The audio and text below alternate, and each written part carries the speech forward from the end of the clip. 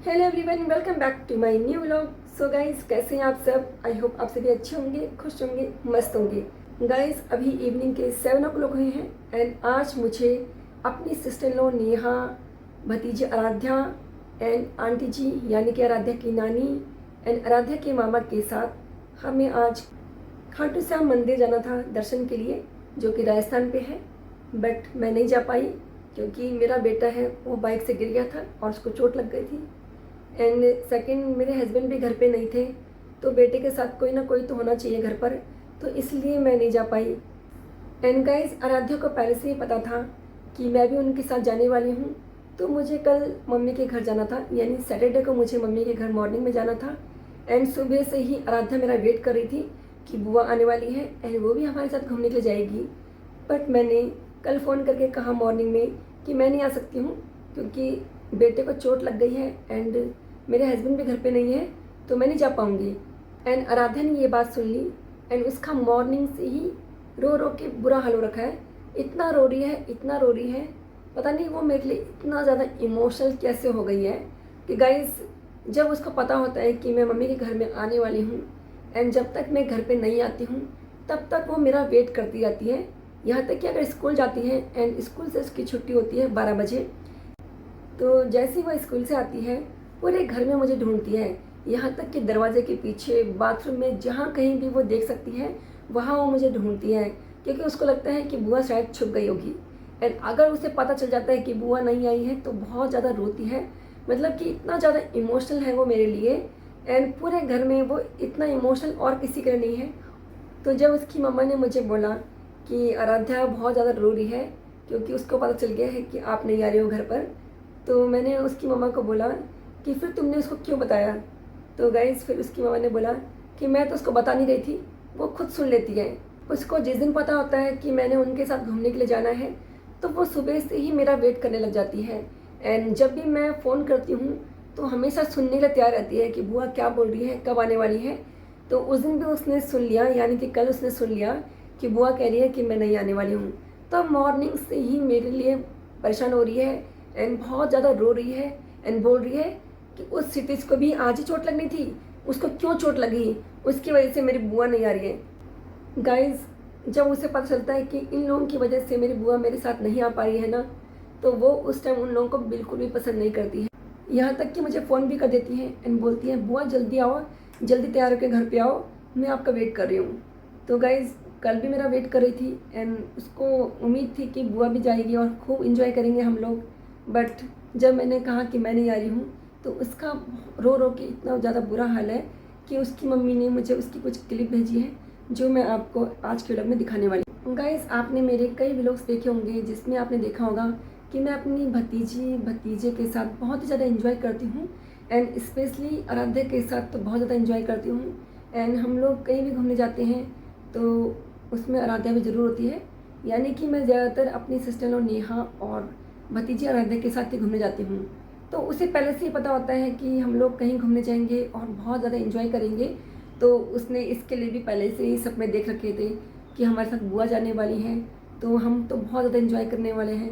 क्योंकि आपको पता है कि मैं आराध्या के साथ बिल्कुल बच्चों जैसे ही रहती हूँ, उसको बिल्कुल भी फील नहीं होता है कि मैं बड़ी हूँ, क्योंकि मैं बच्चों के साथ बच्चों जैसे ही बन जाती हूँ। एंड होना भी ऐसे ही चाहिए क्योंकि ज़िंदगी तो एक बार मिलती है, तो जो भी पल मिलते हैं उनको खुशी से बिताना चाहिए और इन्जॉय करना चाहिए। तो मैं भी ऐसा ही करती हूँ, बच्चों के साथ बच्चों जैसा बन जाती हूँ, बड़ों के साथ बड़ों जैसा बन जाती हूँ। एंड आराध्या के साथ मेरी अटैचमेंट कुछ ज़्यादा ही है, बट आराध्या की भी मेरे साथ बहुत ही ज़्यादा अटैचमेंट हो गई है, क्योंकि मैं जब भी मम्मी के घर जाती हूँ तो मैं, आराध्या की मम्मा एंड आराध्या एक साथ सोते हैं, तो आराध्या बीच में सोती हैं। एंड आराध्या की आदत है कि उसे रोज़ 2 स्टोरी सुननी होती है, तो वो नाइट में सोने से पहले मुझसे 2 स्टोरीज ज़रूर सुनती है एंड हम लोग खूब इंजॉय करते हैं और वो खूब मज़े से स्टोरी सुनती है।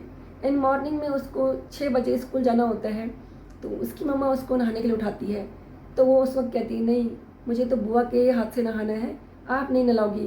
क्योंकि अब बच्चे थोड़ी शरारत करते हैं तो पेरेंट्स थोड़ा बहुत डांट भी देते हैं, बट ये है कि मैं तो उसकी बुआ हूँ, मैं तो उसको बिल्कुल भी नहीं डांटने वाली हूँ। तो इसलिए वो मुझे कहती है कि अगर मैं नहाऊंगी तो बुआ के हाथ से ही नहाऊंगी। तो मुझे भी उसके साथ साथ मतलब 6 बजे के आसपास उठना पड़ जाता है जबकि मैं मम्मी के घर में आराम करने जाती हूँ। बट ये है कि वो मुझे उठा देती है कि नहीं, अगर नहाना है तो सिर्फ बुआ के हाथ से ही।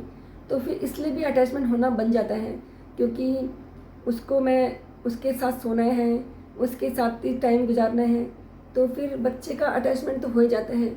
एंड इसी वजह से वो इतनी ज़्यादा इमोशनल हो गई है। तो आप आज के वीडियो में देख पाएंगे कि आराध्या मेरे ना आने पर कितना ज़्यादा रो रही है। ऐसा लग रहा है कि जैसे उसने कुछ सोचा होगा कि बुआ साथ होती तो कितना ज़्यादा इन्जॉय करते, बट अब वो इन्जॉय तो करेगी बट मुझे मिस भी करेगी। तो इसी वजह से उसका रो रो के बुरा हाल है। एंड गाइज, ये क्लिप उसकी मामा ने मुझे भेजी है, तो मैं आपको इस व्लॉग में वो क्लिप दिखाने वाली हूँ। दिखाने से पहले मैं और भी कुछ बातें आपको बता देती हूँ। गाइज, जब उसको पता चला कि मैं इस वजह से नहीं आ पा रही हूँ क्योंकि क्षितिज को चोट लग गई है, यानी कि मेरा बेटा, एंड इसी वजह से मैं आराध्या के साथ घूमने नहीं जा पा रही हूँ। पहले तो उसने बोला कि इसको भी आज चोट लगनी थी, मेरी बुआ की वजह से नहीं जा पा रही है। गाइज, उसको वो हर बंदा गंदा लगता है उस वक्त, जिसकी वजह से मैं नहीं जा पाती हूँ। तो उस वक्त तो क्षितिज को बहुत ज़्यादा बुरा लग रहा था, क्योंकि उसको लग रहा था कि ये क्षितिज है ना, इसी की वजह से मेरी बुआ मेरे साथ नहीं जा पा रही है और मैं अपनी बुआ के साथ अच्छे से एंजॉय नहीं कर पाऊँगी। गाइज, 3 मंथ्स पहले की बात है कि आराध्या के पापा अबू धाबी में जॉब करते हैं, तो वो इंडिया आए थे 15 डेज़ के लिए। तो उस वक्त आराध्या के साथ उसके पापा ही सो रहे थे एंड मैं भी अपने भाई से मिलने आई थी, यानी कि आराध्या के पापा से। बट उस वक्त क्योंकि आराध्या के पापा आराध्या के साथ सो रहे थे, यानी कि मेरा भाई, तो मैं आराध्या के साथ नहीं सो सकती थी।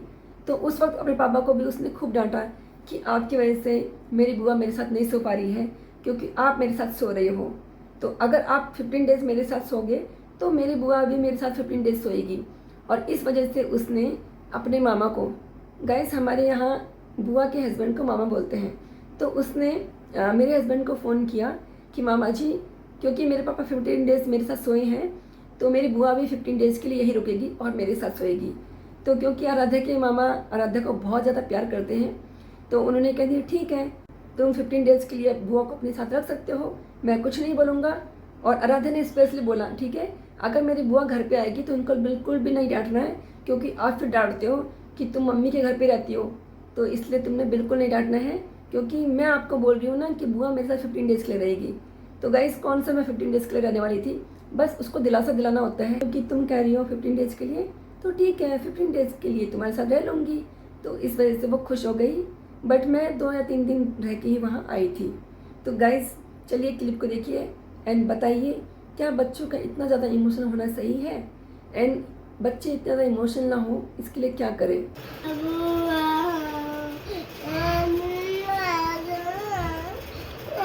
सोफे पे कौन चढ़ता है ऐसे?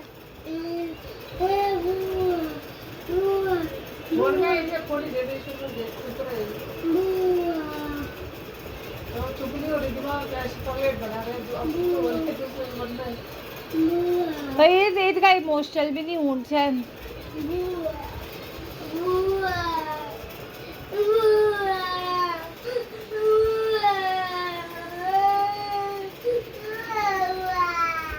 इधर सुन, अब क्षितिज को चोट लगी है ना, तो बुआ कैसे आएगी?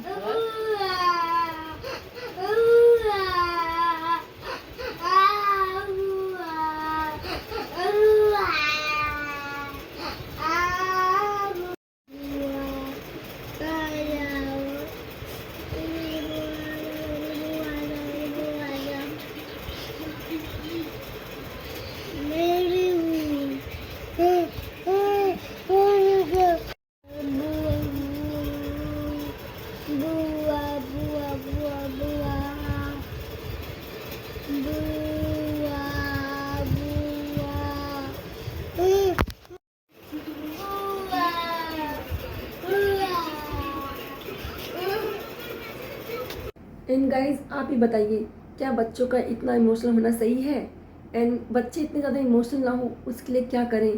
प्लीज़ कमेंट करके ज़रूर बताइएगा, आपके कमेंट्स का इंतजार रहेगा। एंड अगर आपको आज का वीडियो पसंद आया है तो वीडियो को लाइक शेयर कमेंट कीजिए, एंड अगर आप मेरे चैनल पर पहली बार विजिट कर रहे हैं तो चैनल को सब्सक्राइब कीजिए। फिर मिलूंगी नए वीडियो में नए टॉपिक के साथ। Till then bye.